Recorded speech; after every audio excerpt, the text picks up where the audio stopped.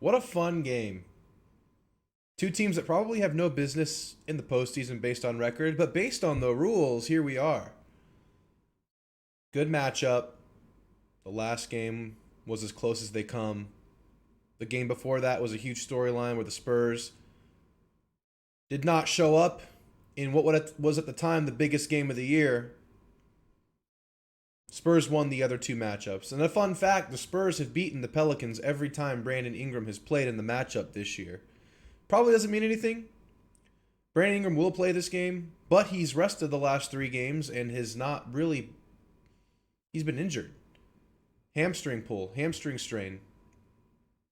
So we'll see what we get there. But what a great opportunity for these young guys. What a great opportunity for the team, for Pop. What a great feather in his cap to get the team where it is, to have an opportunity to extend the season. We hope it happens. There's a lot to break down. Let's talk about it. Last time we saw the Spurs was in a tune-up type of game versus the Dallas Mavericks. Didn't have a lot to play for. They had a lot to lose for. And I've never been for tanking, but there was absolutely nothing to gain from winning this game, given the circumstances, for a couple of reasons. First of all, winning that specific game would automatically reduce their chances at a higher pick. But another major factor was you have a play-in game looming. You have razor-thin margins with your team. If anybody gets hurt, you're probably screwed. Didn't want to risk putting those guys in a close game situation. I mean, look what happened to Luka. We saw Luka, we saw what looked like it could have been the worst possible scenario for the Mavericks. The diagnosis doesn't look too bad, but it's going to affect their playoff situation. Spurs are glad that wasn't Keldon, Jakob, DeJounte. So, tune-up game. I took a few things from that game. I don't know if you did, but I'll tell you what I did. I think the Spurs did a mock playoff rotation. As you probably know, in the playoffs, teams kind of consolidate the rotation. More minutes to the main guys. Some people maybe get cut from the rotation.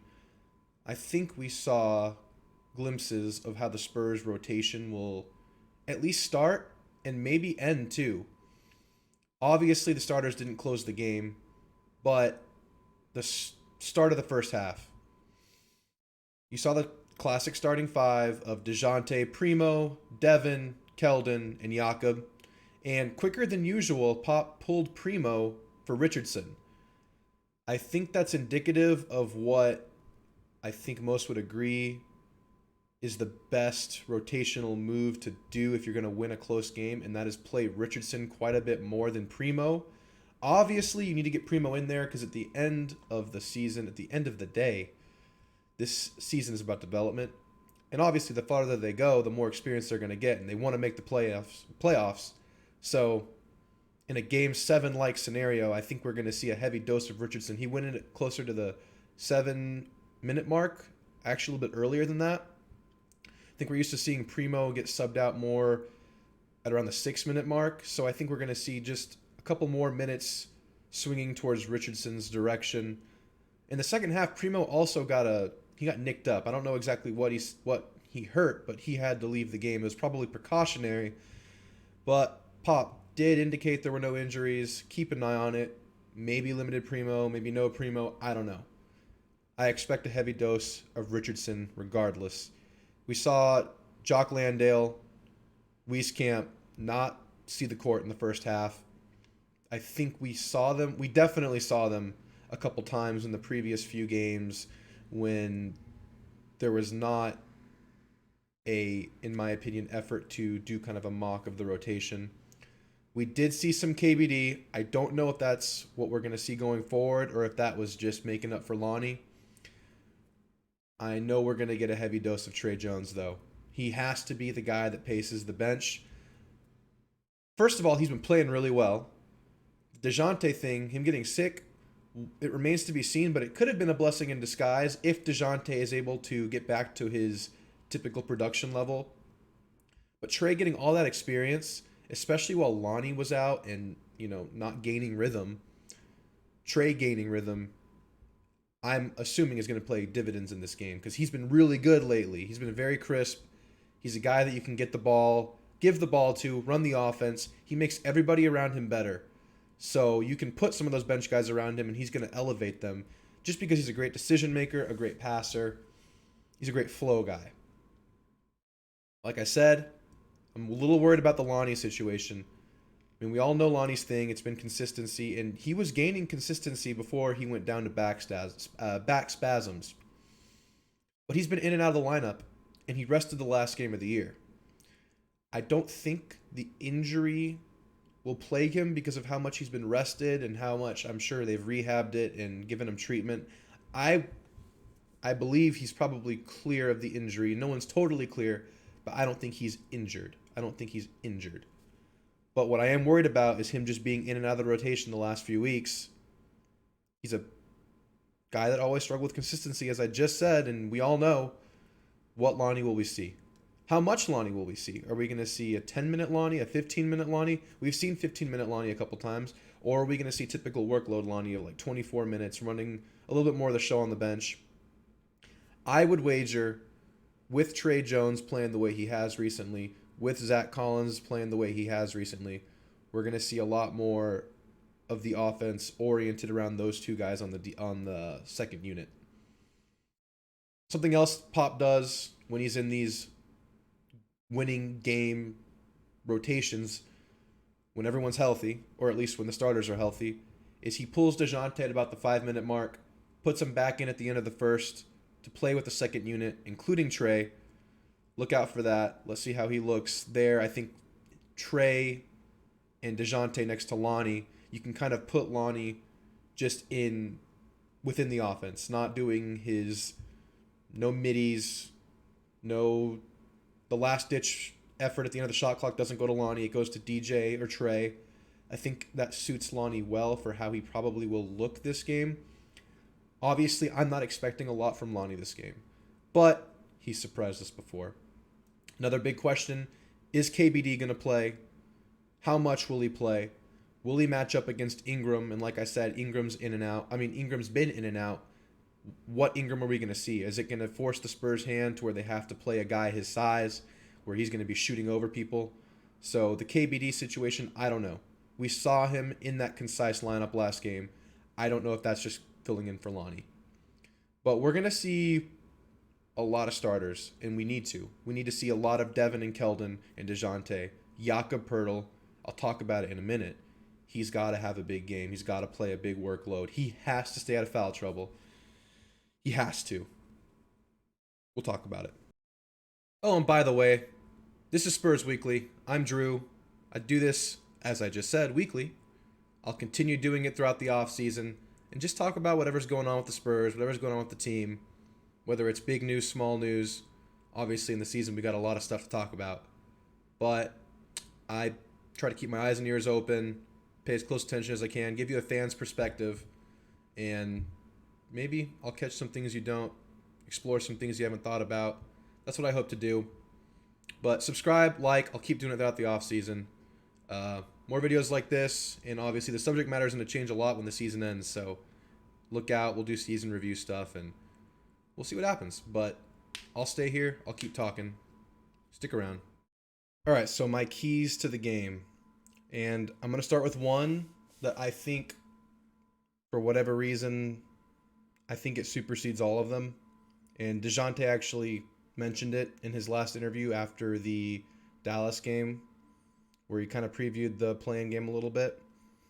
He mentioned Valanciunas and how this guy is often an afterthought on this team, or forgotten, or not on like the typical fans scouting report. Valanciunas has kicked the Spurs' ass several times throughout his career, especially recently. It's a big, big test for Jakob, because Valanciunas can do everything inside, but he can also hit the three.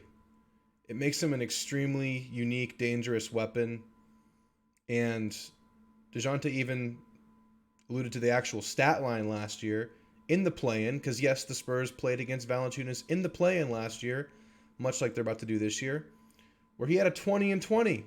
20 points, 20 boards. I mean, that cannot happen. Spurs have had plenty of rebounding trouble this year, and I typically blame that on the four position being undersized within the Spurs rotation. The center cannot get a 20 rebound or anything close to that kind of performance if the Spurs want to have a chance. So I'm going to put a lot of this game on Jakob Pertl. And I've been, I've been happy with Jakob's progression and development, but I often wonder if of all the Spurs young tools, he is the one that has truly hit his ceiling. Yeah, we've seen more confidence from him, we've seen more steady play, but have we really seen the movement that we've seen from other guys from Jakob? It's one game. I'm not going to cast judgment on him for one game. But I've seen Jakob disappear in some big games before. And when I say disappear, I don't mean he doesn't do anything. I just mean he doesn't, here's the buzzword, move the needle. Does Jakob move the needle? Does he need to move the needle? Does your center need to move the needle in today's day and age? I think with the structure of the Spurs roster right now, you would probably want a little bit more from a center. But I guess you could say that about every position. I just don't know if I've seen that from Jakob. So a big test for him. He'll be pulled out of the paint. He'll be tested on the boards. And Jakob Pertl hold his own. I think that's the biggest factor of the game. Because I trust the Spurs guards and Keldon, who's kind of a guard, but not really because he plays the 4, but he's 6'5". The Spurs guards are going to do their thing. And whether they have a great game or a bad game, I know they're going to put in the effort and make their plays. I've become confident in DeJounte, Keldon, Devin. I'm also very confident in CJ McCollum. I think, as far as keys go, it's going to be limiting other things because I think CJ is going to come up big in this game. I think CJ is a great player. He's a great scorer. It's very hard to stop someone that is that good of a scorer. I mean, he can score from anywhere. He's a 3-level scorer. He has that nice float game. He has the 3. He has everything. He has a pull-up. He can do anything. And yes, the Spurs have some great defense. I would like to see DeJounte matched up against him, especially down the stretch. But I just expect CJ to get his own when the Spurs play him. I expect CJ to get his own when he plays anybody. He's a great scorer. You have to take advantage from the other side of the ball because he's undersized. Not the best defender. You just need the Spurs guards to do their thing, and I think they will. Who guards Ingram? Spurs are undersized for their perimeter players, their wing players. They don't really have a true wing besides KBD, and he's not a real rotational player typically. He's not a heavy minutes guy, obviously. Is he going to have to play to match up with Ingram? Or are we going to trust Keldon, Vassell, Lonnie? Who's going to guard Ingram? I mean, I could see him being a go-to guy down the stretch for them. I'm very interested to see how the Spurs handle him. It's going to be intriguing. I don't know who's going to guard him. If he ends up going off and he's just shooting over people and getting his spots, I mean, I don't know what the Spurs do. So I think there's an outside chance we get extra KBD minutes as like a contingency plan against him. Who knows?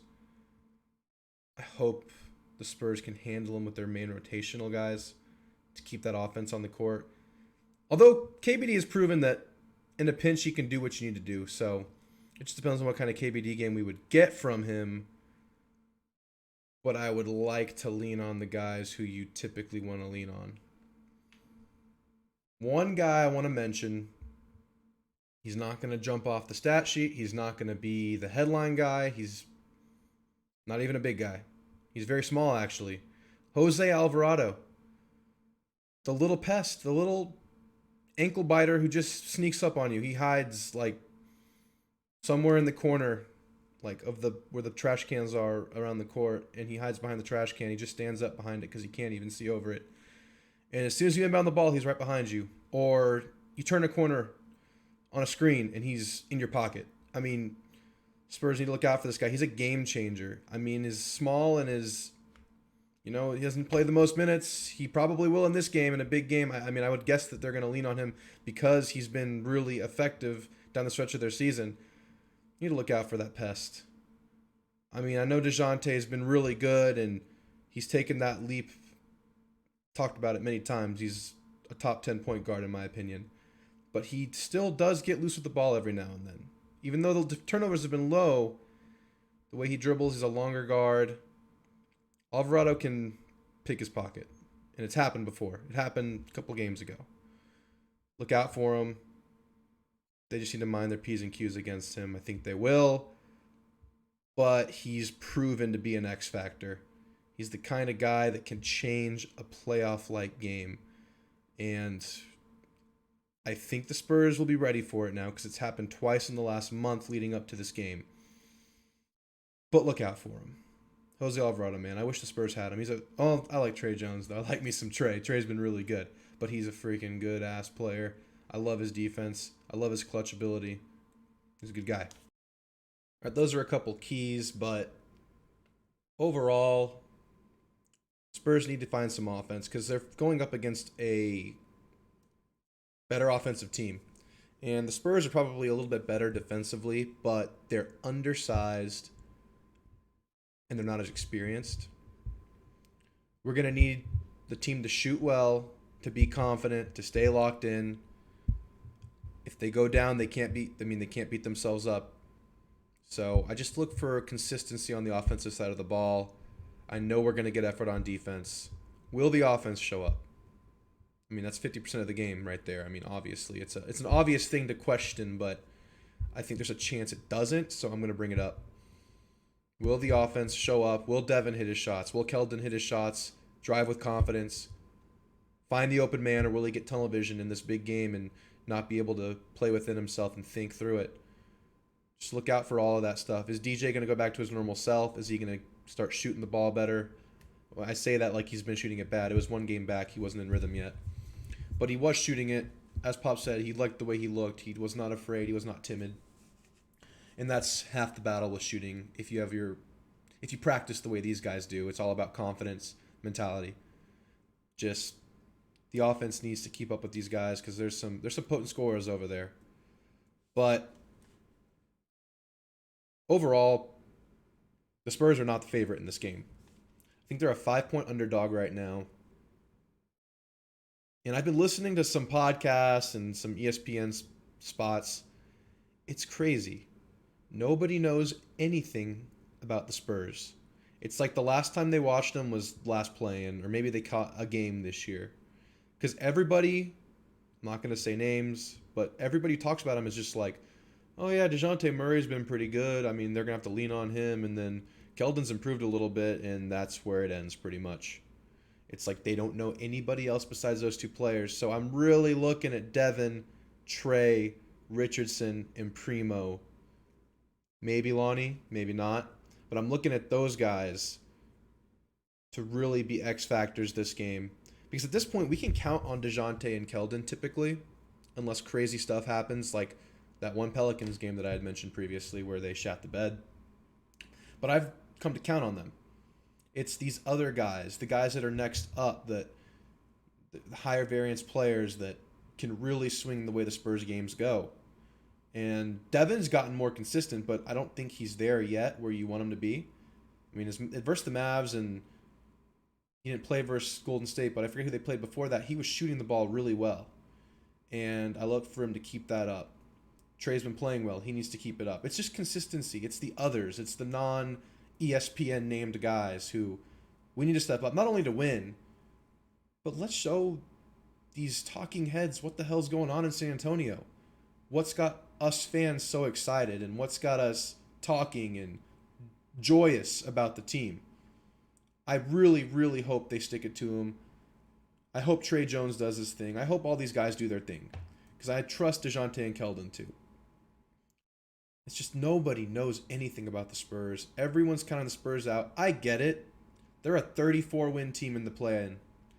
I mean, if they make the playoffs, they're going to be laughed at. They're going to not be given a chance. And that's fine. No pressure. Let's just show them that there's something going on in San Antonio. That's what I'm hoping for. I want to show these people. I mean, I'm talking like it's me because I'm a diehard fan, but I want them to learn. I want them to freaking learn. So I'm counting on the guys to do just that. I think they got it out of their system with that game. I'm kind of glad that game happened now. I mean, I'm very glad that game happened. That blowout loss at home. They already made up for it in a close game, but I think they've already righted that wrong. I hope they do it, and I hope the Clippers beat Minnesota, because wouldn't it just be poetic justice if the Spurs advance and then go beat Minnesota at Minnesota after those last two games where, I mean, obviously they're a chirping team. They all talk. Cat might be the biggest crybaby in the league now, and then Pat Beverly, as much as you respect him, you got to hate him. That 50-point thing by Anthony Edwards, and then Cat Williams going off for 60 at home or at the Spurs. I think there's some justice to be had there. Dream scenario, I know. Probably not going to happen. It's probably a long shot. The Spurs can beat the Pelicans. I think they will beat the Pelicans. In fact, I'll place money on it. I'll bet on the Spurs to beat the Pelicans. I don't think the Pelicans... I think the Spurs are going to play their best game versus the Pelicans yet, is what I was trying to say there. They're going